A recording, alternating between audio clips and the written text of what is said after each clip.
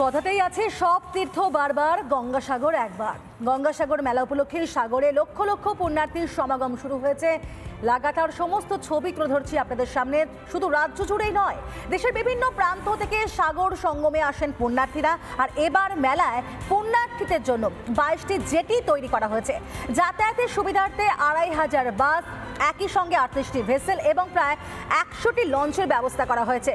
গত রাত থেকেই শুরু মকর সংক্রান্তি পুণ্যস্থান, সব পথ মিশেছে সাগরে। এই মুহূর্তে কিন্তু আমাদের সঙ্গে বিশেষ প্রতিনিধি রামকৃষ্ণ সিনহা রয়েছেন আমাদের সঙ্গে। রামকৃষ্ণ, আমরা জানি যে যারা পুণ্যার্থী এই গঙ্গাসাগর উপলক্ষে সেখানে উপনীত হন, প্রত্যেকে একটা কথা মনে করেন যে এখানে এই সাগরে স্নান করলে তারা পুণ্য লাভ করবে, এবং সেই উপলক্ষে বহু মানুষ সেখানে জড়ো হয়েছেন। তোমার কাছ থেকেও সেখানকার ছবিটা একবার জানতে চাইব। প্রভাত দিনমণি উঠিল আজিকে, অর্থাৎ নতুন সূর্য নতুন দিনের বার্তা বহন করছে। আর গঙ্গাসাগরে এই যে জায়গাটি আপনাদেরকে আমরা দেখাচ্ছি, এটা গতকাল রাতে একেবারে জলে ভর্তি ছিল। সেই জল সরে যাওয়াতে এই 2 নম্বর ঘাটে স্নানের ব্যবস্থা হয়নি। স্নানের ব্যবস্থা হয়েছে ওই 1 নম্বর যে গেট সেখান থেকে। সেখানে অসংখ্য পুণ্যার্থীরা ইতিমধ্যেই ভিড় জমিয়েছেন, সেই ছবি আমি দেখাতে বলবো।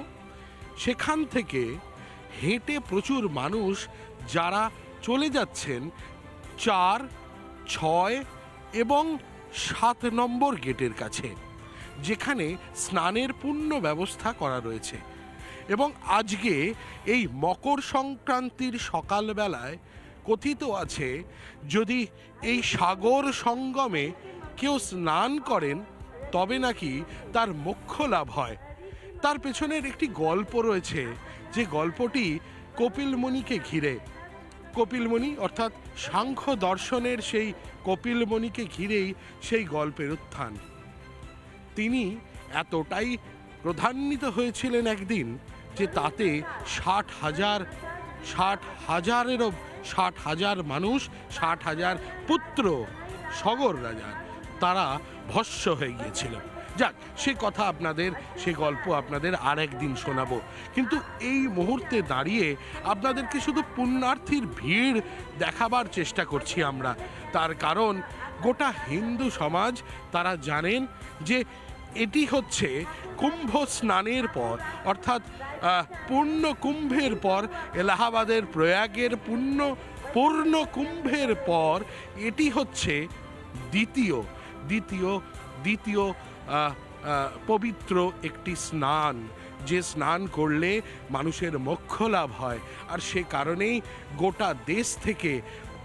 গোটা দেশের বিভিন্ন রাজ্য থেকে প্রচুর পুণ্যার্থীরা এখানে শুধুমাত্র মোক্ষ লাভের আশায় এসেছেন।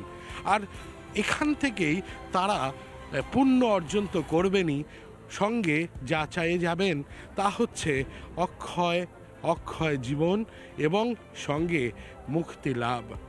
ক্যামেরায় ওয়াসিমের সাথে রামকৃষ্ণ সিনহা, রিপাবলিক বাংলা।